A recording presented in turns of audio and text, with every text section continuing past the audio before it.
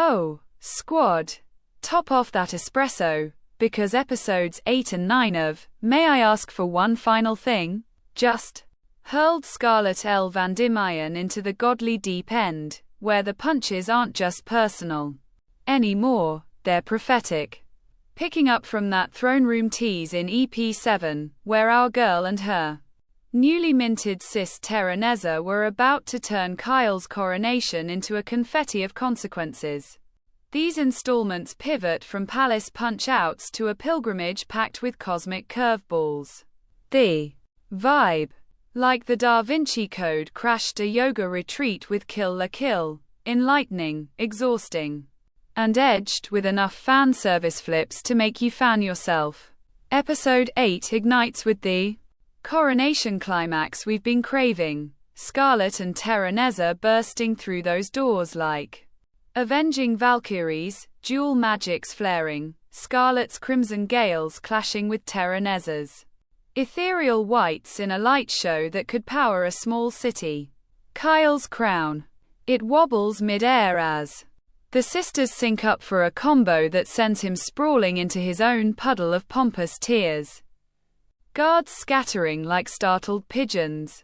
But wait, plot swerve. The ritual doesn't fizzle. It fractures. A blinding rift tears open, spitting out Diana, the so-called unquote blessed child unquote and vessel for the goddess Palmia, Terenezza's shady patron, all glowy robes and cryptic commandments. Diana's no damsel. She's a pint-sized powerhouse with silver hair and eyes like storm clouds, collapsing into Scarlet's arms with a gasp, and quote, the stars lied, and quote, turns out Palmia's and quote, divine plan and quote, was a scam to hijack the sisters' bloodline for her own ascension. Using Kyle as a meat puppet and Terenezza as the bait. Scarlet's squad piles in, Zatharin, barreling through a wall, and quote, goddess? More like goddess of grudges, and quote winking face Nanika loosing arrow quips, Finn tripping into a heroic tackle, turning the throne room into a tag team therapy session with explosions. Key beats. Scarlet spares Kyle again, girl's got mercy miles, but brands him with a magical seal that zaps him every time he lies, turning his excuses into a comedy of shocks. Terenezza, raw from the betrayal, begs Scarlet for a real shot at normalcy, and quote, teach me to fight dirty, sis. No more holy handouts, and quote, the EP shifts gears to pilgrimage mode. Diana, revealed as a prophesied oracle hunted by Palmia's cult, needs escorting to a sacred shrine to shatter the goddess's tether. Leonardo, ever the stoic spymaster, and head of the royal secret investigation office, that shadowy anti-corruption crew we've glimpsed, rallies the group. And quote, your fists won't fell a deity, Scarlet, but they might buy us time, and quote, the vibe crackles. With reluctant road trip energy, Scarlet grumbling about and quote, babysitting a holy brat, and quote, Terenezza practicing punches on training dummies, and missing hilariously, and one awkward beat, where Diana, crushing hard on Leonardo's nightly vibe, blurts or and quote, date and quote, invite during a campfire chat. He agrees, chivalrously, but it's pure wingman setup, Scarlet whispering, and quote, make her smile, Tin Man. She's earned it, and quote, cliffhanger? A cult ambush at dawn, shadows. Whispering Palmia's ire. Episode 9. It escalates the Exodus into an epic errand, blending beastly brawls with blooming bonds like a fantasy family reunion gone feral. The pilgrimage proper kicks off through mist-veiled wilds, the squad dodging cultist snares, think thorn vines that lash like whips, illusory beasts that vanish mid-snarl. Scarlet's leading the charge, her absorbed powers from EP6 now manifesting as and quote, starfire bursts and that light up the gloom but drain her like a bad hangover. Big moments stack like divine dominoes.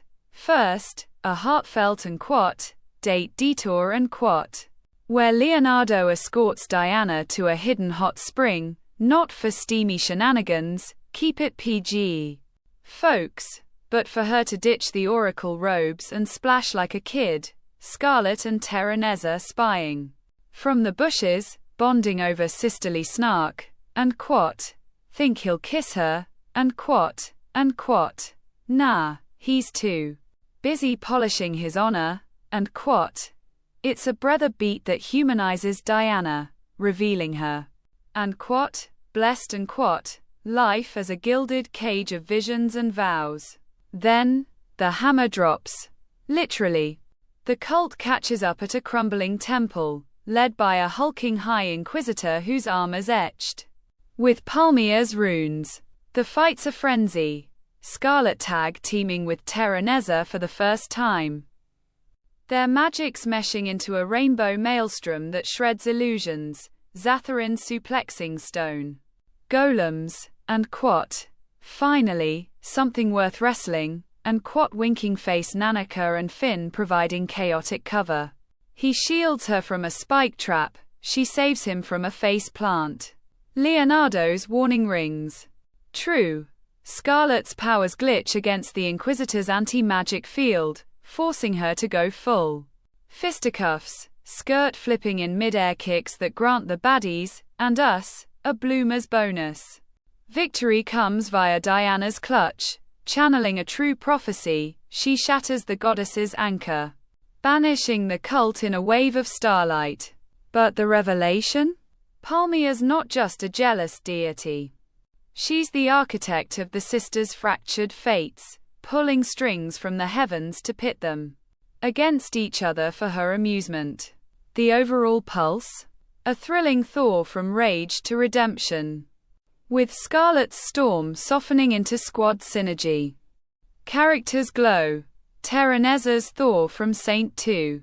Scrapper is gold. Diana's wide-eyed wonder cuts the cynicism, and even Kyle's sealed-up sniveling adds slapstick spice. It's got heart-hurting highs, holy hijinks, and that signature Scarlet swagger, leaving you fist-pumping and teary-eyed in equal measure. LIDENFILMS is flexing those full-budget muscles in EPS 8 to 9, turning May I Ask for One Final Thing into a visual vow renewal. Vows of vibrancy, with a few frayed hems that tug at the seams. The arts ascended to altar-worthy, but the divine details sometimes descend into mortal muddle. Style-wise, it's a pilgrimage of pretty. The throne room's marble veins crackle with opulent detail under rift-light golds, fracturing like divine graffiti. Diana's design? A pint-sized revelation. Her silver tresses flow with ethereal wisps that catch firefly glows in the wilds, while her pilgrim robes texture with embroidered stars that shimmer on close-ups. The palette pilgrimages too, from coronation crimsons bleeding into pilgrimage indigos, evoking that shift from blood feud to starry soul-searching. Backgrounds bless the journey. Misty forests with dew-kissed ferns that sway in wind currents, the hot springs steam curling like whispered secrets. It's got that lived-in lushness, pulling you into the trek. Animation aces the action altar. EP8's rift rupture is sakuga scripture, the magical clash rendered in swirling particle storms where Scarlet's gales literally carve the air. Frames bursting with lens-flared fury. The cult ambush in EP9? A choreography.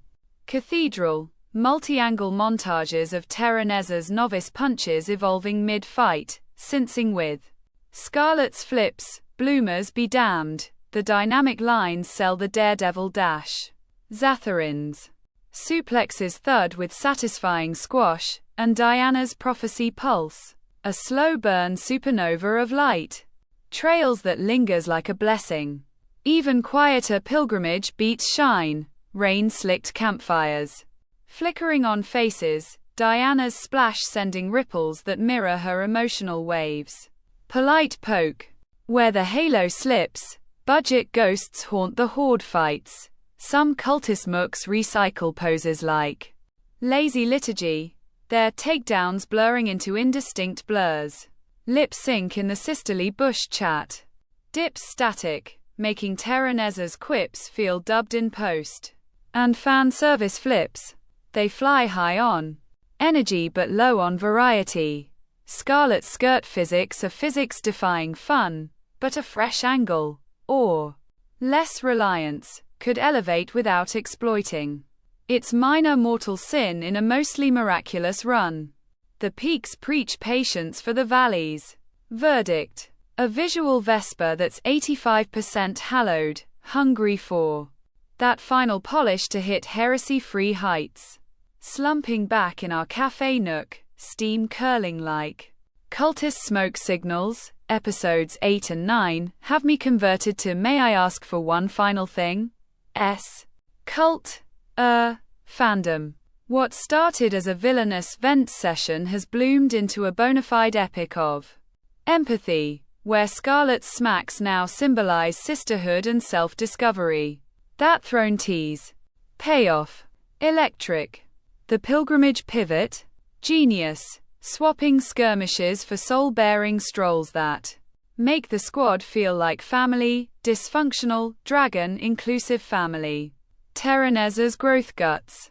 Me. From facade to fighter, her and Quat, dirty punch and Quat. Practice had me misty, Diana's date. Detour. A darling detour that doles out normalcy like candy, reminding us why we root for these rebels. Obsessed.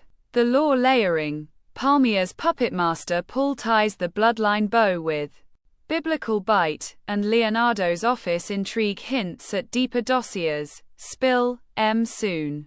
Zatharin's jealous grumbles over the and Quat, holy kid and Quat, crush. Peak possessive puppy.